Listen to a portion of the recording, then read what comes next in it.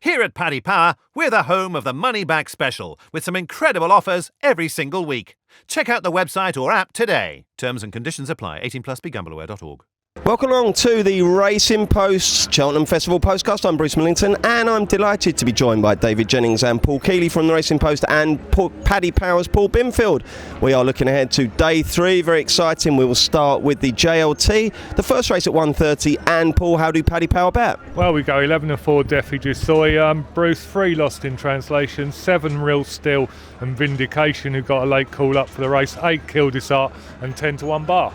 Okay, DJ, you can start. Are you going to play it nice and safe? Yes, this is my banker the whole festival, Bruce. Defi Dusoy. Keels will tell me why he won't win, but I'm going to start off by telling you why he will win. I have this whittled down to a 2-horse race between Defi Dusoy and Lost in Translation. It's 1-1 between the pair, but Defi Dusoy traded at 101 in the Dipper here on New Year's Day. Barry then rode him completely differently in the Scilly Isles at Sandown. He pounced late. I thought he bolted up. He's got terrific form on heavy ground. He loves Cheltenham. He won a Triumph Hurdle in 2016. For me, I know Duke de Geneva was very impressive, but I think he would have beaten Duke de Geneva in the Arkle. I think he's the best novice chaser at 2 or 2.5 miles, and I think he'll win convincingly. I think he should be about 6-4. Keels, would you take 6-4 Defi? No, I might even lay him for a place, to be honest. I just think that he's just running against the same horse all season. One apiece. They are basically the same horse, and I don't think Lost in Translation is that good. I don't think Defi Dusoy is that good. 2 starts before they ran against each other. Defi Dusoy ran and won at Exeter, and top of the game gave him a 20-length start, nearly got to him over a trip that's too short for him. I'm just not convinced that form is very good, and I absolutely love Kildisart for this race. Ben Paulin is in great form. He won the Trials Day Novice Chase at Novice Handicap Chase in January. He bolted up by 2 lengths by then, despite absolutely belting in the last. He powered up the hill. He's not gonna want for stamina, and that's where I think Defi Dusoy's weakness is, because this is going to be stiff round here. You're going to have a real stiff wind into him even tomorrow, and I don't think he'll stay. And Kildisart definitely will, and I expect him to win. Who do you expect to win, Paul? I think Lost in Translation can turn the tables with Defi Dusoy, Bruce. If Lost in Translation hadn't made a mistake a couple out in the Scilly Isles, I think he may have won that day, and I'll go for him. Paul said that Ben Pauling is in good form. He was in good form in the pub last night. I can tell you that for nothing. Okay, well, he had a win with LeBroy, didn't he, last race Tuesday? What sort of stuff was he getting up to? There was some celebration, and Jamie Codd's name was echoing around the rafters, Bruce. It was great fun. Excellent. We all had an early night because we're true pros. You can't go too hard on the Tuesday. Right, the second race is a toughie. It's the Pertemps Final. I think I've had tips for pretty much every single runner. We'll see what the lads fancy after Binners gives us the betting. 6 Sarju Burley, Bruce. 15-2 Samburu Shujar. 10 Walk to Freedom and First Assignment, and it's 12-1 the rest. Kills, have you got a clear view on this? Yeah, there's 2 that I like. First of all, Dan Skelton's Not What I Am. Used to be trained in Ireland.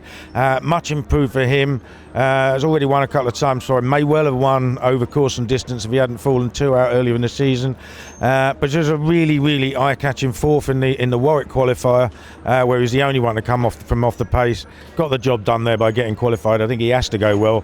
And the other one is takes a bit more explaining, but Champers on Ice, trained by David Pipe. He was a very good horse a few seasons ago. Finished a close third to You Know What I Mean, Harry, in the Albert Bartlett. Was rated 146 after that, I think. And that race turned out to be a lot better than everyone thought at the time. He's had his problems since, but he just moved into 4th for the qualifier at Haydock in his first run for a year and a half. And, you know, it was just a nice run on good ground, which isn't any good to him. He's got the ground he likes. He's on a mark of 135 now. And I think he's fair enough to say that he's been primed for this for a long while. How many places have we got here, Binners? I'm not exactly sure, Bruce. We're going to analyse it during the day on Tuesday, so we'll have a look at that. Okay, it's Wednesday today, so you better get your TARDIS out. Who do you fancy? I'm going to go for Artois Phil for Gordon Elliott, 14-1, Bruce. He's on a mark £7 lower over hurdles than he is over fences, so I think that gives him a chance. And like the horse Paul just mentioned, finished 4th in a qualifier at Punchestown, so as good a chance as any, I would say. Who's got the best chance in your book, DJ? Coming into the festival, Bruce, I was very keen on First Assignment, who I thought had the best form in relation to Paisley Park, but I cannot wait to back Champers on Ice. Me and Keels were talking about this before the show. We generally clash on things like Defi Desai. We were talking about Thursday walking in here today, and the two of us right on cue just said Champers on Ice tomorrow, down to 135. It looks like your old-fashioned pipe plot job to me. He's finally got his ground. He's crying out for this sort of ground. His form on heavy and soft ground is really, really good. Go back to that Albert Bartlett. He had horses like Barter's Hill, Balco de Flow behind him that day. That was a really, really strong piece of form. 3 miles, soft ground, off a mark of 135, blinkers on. He's 20-1 now with Paddy Power. He will not go off 20-1. I think he's got a cracking chance. Wow, 20-1 shot that Keels and DJ both agree with. Right, 2 crackers coming up now. First up, it's the Ryanair. Binners, give us a show. 7-2 Footbad, 9-2 Monolith and Road to Respect, 5 Earned So, 6 Frodon, and 14-1 Bar. And you can go first. I like Road to Respect, Bruce. He's been placed in a couple of Grade 1s over 3 miles the last couple of times. Didn't get beaten a fag paper last time. I think 2.5 miles at Cheltenham up that hill will suit the horse perfectly. Who do you like, DJ? This is a nightmare. This is like trying to solve Brexit. It is really, really open, so it is. I'm going to take 2 at big prices. The first of them is last year's winner, Balco de Flow, who's had sore shins all season, so the quick ground has been a disaster for him. It's a catch-22 because he's a horse that probably does want decent ground and did earlier on in his career, but he's sore shins and he hasn't been able to run it. This is the first time he's got soft ground, and if he does produce a performance which saw him beat Under So, that could be good enough. So Balco de Flow would be my first one, and my second one is a friend of the show, Frank Hickey, his guilty pleasure, which is Coney Island, who has just snippets of form that make you think he is something special. Like when he won the Drinmore, he beat Annabelle Fly, Road to Respect. It was really good form. Things have gone pear-shaped. He was second favourite for the Gold Cup at one stage last year. Things have gone pear-shaped. He's got here. Tony O'Hare spoke to Eddie Harty this morning. He said for the first time he's absolutely blossoming. He's loving the place. So Coney Island and Balco de Flow for me. We have to back Coney Island, don't we? Frank's so sweet, and in one day of Cup, and I think he's 33-1. Keels, tough on this. Not for me. I think everyone's missing the obvious, and the best horse in the race, and the one with cracking course form is Frodon.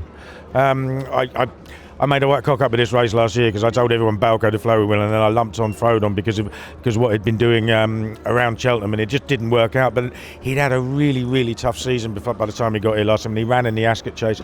This time he comes into the race really, really fresh. Having won a handicap of 164, he then won the Cotswold Chase. He's run the Racing Post ratings of 177 and 176 on this track. And that is higher than any of the other horses in this race have ever run anywhere in their lives. I think he's the best horse in the race, and it's at this track.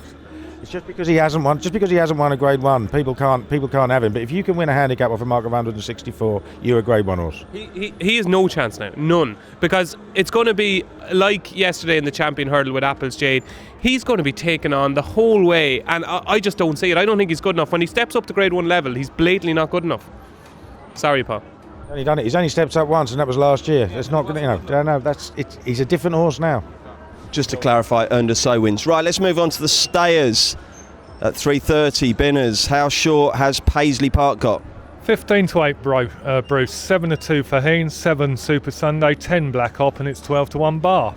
And DJ, are you going to row him with the Fav or take him on? No, I'm going to take him on. The one I've been keen on for this race for quite a while is Black Op, who was 12 lengths behind Paisley Park in the Cleve Hurdle. I did a preview with Noel Feely on Monday night, and Noel doesn't do bullshit. He kind of talks sense, and I could not believe how sweet he was in this horse. He basically explained he's been running over fences, and he said because his jumping was so bad, the jockey each time over fences, it was just a case of trying to get him around, and he thought the first time he had a race all season was in the Cleve Hurdle. He said he could not believe how tired he was at the last hurdle. He said he's turned inside out since then. I think his form from last season when second to Sam Crow in the Ballymore is still solid form. Forget the Sam Crow this year. I think he will get a hell of a lot closer to Paisley Park than he did in the Cleve Hurdle. He's like 10 times the price, and I think you've just got to back him each way, Black Up. Who's your fancy, Kills? Well, it was Black Hop earlier in the season, but I don't see how he's going to turn it around with Paisley Park. I think that was easily the best performance from a staying hurdler we've seen this year. Obviously, he won by 12 lengths. He was given £6 to the runner-up, who had only beaten 2 lengths off levels the time before. He's just going forward with every run, and he doesn't need to go any further forward to win this. I hope he wins for connections as well. I'm not looking to oppose him. I'm having dinner tomorrow with his Emma Lavelle's brother. He's flying in from Australia especially for the race, so it'd be fantastic if they get the job done. Will Paisley Park win, do you think, Binners? I think he will, Bruce. Too short for me. I'd like to take him on with something. I'm not sure who. Probably go with Faheen. He was running a nice race Leopardstown in the Christmas hurdle until he took a tumble. If he's back to his best, he could serve it up to Paisley Park. There's not a lot between them on ratings, but it is a big if, and Paisley Park has looked the best stayer this year to me. Quick word on Faheen, Kills. Connection seemed very confident in him. Last 11-year-old to win that race was 1986. I mean, that's the worry, isn't it? You know, he's running in this race because he ain't good enough for 2 miles anymore, which means he isn't as good as he was. That's got to be a worry for me. Where will Faheen finish? Third. Okay. 3 more races, very tough. We'll do those next. Friends, or maybe more. Earn a 20 quid free bet for every friend you refer to Paddy Power, thanks to our Friends with Benefits programme. Log in to your Paddy Power account and share your referral link to get started. Terms and conditions apply. 18+, begambleaware.org. Okay, welcome back. Let's do the 410 now. It's the Plate. It's got all sorts of other names, but I can't remember what they are. Binners, what's the latest betting? 6-1 Janika, 7 Siru Gilak, 10 Spirit of the Games, 12 River Wild, 14 Calandra, and it's 16-1 Bruce. Who wins this, Kills? Yeah, very hard race. As you'd imagine, there's 2 I like. Obviously, I've already mentioned that I like the Trials Day form of January, and Spirit of the Games was third, conceding £5 to Kildesart. I think he's got a massive chance. He's got loads of big field form to his name. He was 5th in the county hurdle last year. He could have run in the JLT. I actually backed him at a massive price for the JLT, but he's, I think he's reasonably well handicapped on the mark of 147. And the other one is Calandra. Now, at the start of the season, in our Racing Post Jumps Annual, I actually said this was potentially the best handicap chaser in Britain. He'd run at Punchestown in May, and he was given £7 to sub-lieutenant. He's rated 158, and he was going really well behind him. Got the 2 out and fell. Now, had he stood up, I'm convinced he'd have gone up at least £10 in the ratings, but the handicapper left him alone. He was very, very well back for the Bet Victor Gold Cup, and according to Feely the other week when he was on a preview evening, he was cantering when he fell, and then he just scared. He apparently got scared at Haydock on Betfair Chase Day when they had the unusually large and some would say unreasonably large fences that day. They put him away since, so I was just trying to work on his confidence, and by the sounds of it, and by the fact that he's come into 14-1 from more than twice that price a week ago, then he's obviously going well. Feely seemed to be fairly confident that he'll run a big race as long as he gets round, and I think he's got to be a massive player. Okay, you can always back him with Fuller Insurance now, can't you? Even on the Racing Post app. Binners, have you sussed this? I hope so, Bruce. I'm going to go for my good friend Max McNeil's flamboyant owner, Azerti. He had a nice confidence booster at Ludlow last time. Before that, he was running a big race here when he fell the time before. And I think the connections are quite bullish about him, so hopefully it'll go well for them.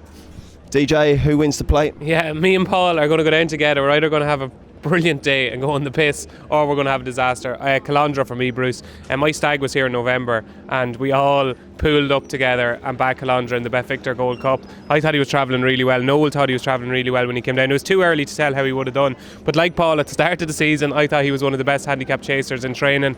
The key thing for him is that he comes here fresh, and a lot of his wins have been when fresh. Neil Mulholland stable are in terrific form. I think he's just a very, very good horse, probably a grade 2 horse over fences, running a handicap off a mark of 147. He's 14-1 now. I think that's very, very fair. Next up at 4:50, it's the Mares Novices, and Hendo as a short favourite here in Epitante, Paul Binfield. He does, Bruce. 6-4 that one. 11-2 Posh Trish, 6 Senoria, 10 Sancta Simona, and Elusive Bell, and it's 12-1 bar. And what are you going to do with this, Fav? Take it on or back it, Binners? I'm going to take him on with a horse called Lust for Glory. He comfortably beat Posh Trish at Newbury in November. I know Posh Trish has subsequently reversed the form, but at around 14-1, I think she is a nice price. What about you, DJ? I think the favourite's a good thing. I think she would have had every chance in the Supreme had she ran. Now, she's beaten nothing so far, so visually you're trying to just figure out how good she is. The vibes from the stable, Toby Law seems to think she's exceptional. Nikki kind of basically said that she was a certainty. Barry loves her. She is very short and she's keen, but I think she's by far the most talented filly in the race. Two at prices that could be placed are Elusive Bell, who ran away with Sam Willie Cohen at Sandown last time. I think she's a very, very good horse, and when she was with the Fahys in Ireland, they absolutely loved her. They were devastated when she was sold, even though they got nice money for her. And Sancta Simona, who travelled all over Arraman at one stage at Leopardstown, travelled really well that day, just didn't get home. Those two at double figure price, Elusive Bell and Sancta Simona, but I think Epatante would be very hard to beat. Yeah, absolutely. I did a preview night with Toby Laws last week, and it was on the day that the news came through that the big Irish danger, Honeysuckle, was out, and he was asked, does that make you even more confident? And he said, look, she was the banker before when she was in it. This is a rocket, and I'm happy enough to leave it at that. She has looked brilliant. She'll win. Okay, and finally on day 3 we've got the Kim Muir, takes place at 5:30. Another wide open contest. Let's see if the lads have got a decent price tip for you. We'll start with the betting, Paul. 5 Measure of My Dreams, 7 It's All Guesswork, 8 Sky Pirate, 9 Any Second Now, 10 Live Love Laugh No Comment, and it's 12 to 1 bar. If you listened to our postcast last Friday, Frank Hickey from Paddy Power was massively sweet on Sky Pirate. He's shortened since then, but still 8 to 1. We're back with you, DJ. What do you think? Yeah, Sky Pirate definitely has a chance, but the value's gone. I think when Frank tipped it up it was 16s or 20s. It's down to 8s now.